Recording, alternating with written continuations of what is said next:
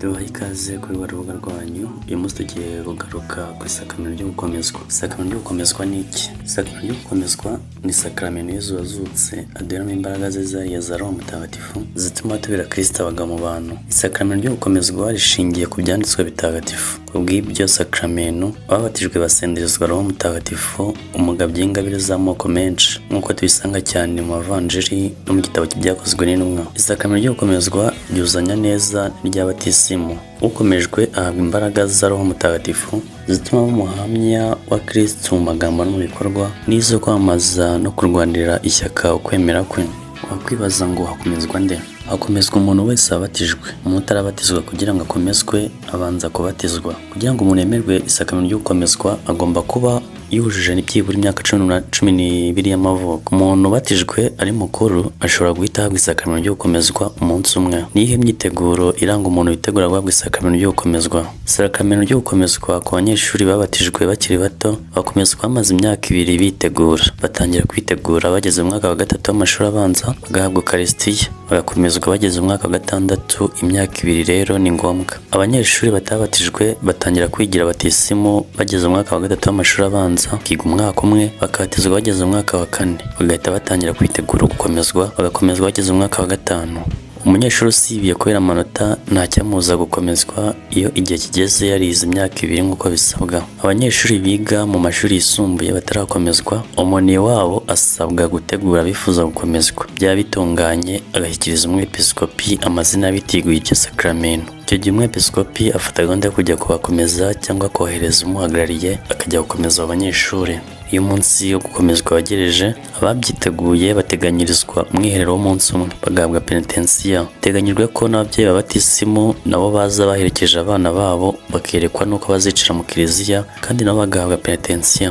Ibyo umubyeyi wabatisimu akwiye gukora mu gutegura umwana we mu gihe agiye gukomezwa, agomba kumusobanurira ko gukomezwa ari ugukomera mu kwemera no kwakira Roho Mutagatifu, kumutoza isengesho, guhabwa penitensiya no guhabwa Ukaristiya kugira ngo abe afite umutima witeguye, kumwereka urugero rwiza mu buzima bwa Kristo kugira ngo akomezwe kuko mu kwemera. Wakwibaza ngo akomeza nde? Isakamento ryo gukomezwa ritangwa n'umwepiskopi gusa, ariko kubera ko atazenguruka mu paruwasi yose, aha abandi bapatiri ububasha bwo kujya kumuhagararira bagatanga iryo sakramento.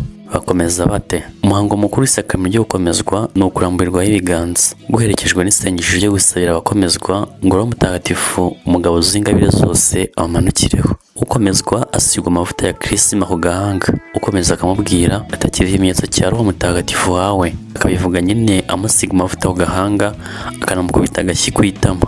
Ukomezwa agasubiza amen. Ukomeza atigira amahoro. Ukomezwa aturabana nawe. Icyo gihe umwishingizi cyangwa se umubyeyi wabatisimu abafasha ku rutugu rw'ukomezwa. Umwishingizi w'ukomezwa agomba kuba ari umukristo gatolika, ahabwa Ukaristiya n'andi masakramento kandi yitwara neza ku buryo buhuje n'ukwemera gatolika. Kuba yujuje nibura imyaka 18 y'amavuko, kuba yitabira umuryango remezo atuyemo, agomba kwerekana icyemezo cy'umuryango remezo, kuba yaratanze ituro rya kiliziya. Ababyeyi b'ukomezwa bagomba kuba n'abari abakristo, yitabira gahunda za kiliziya harimo n'umuryango remezo batuyemo. Iyo umubyeyi umwe yatannye umwana akomezwa bagendeye ukwemera k'umubyeyi umwe. Ababyeyi b'ukomezwa iyo batari abakristo gatolika barahinduye idini, umwana arakomezwa. Ikitabwaho ni ukureba niba abo babyeyi batarwanyije iryo sakramento umwana wabo agiye guhabwa. Niba umubyeyi wabatijwe umwana apfuye, umuntu wemewe na kiliziya nk'umubyeyi wundi cyangwa umwungirije ashobora gufata inshingano zo kumurera mu kwemera no kumutegurira gukomezwa. Imigenzo ikwiye kuranga umuntu wahawe isakamento ryo gukomezwa mu buzima bwe bwa buri munsi: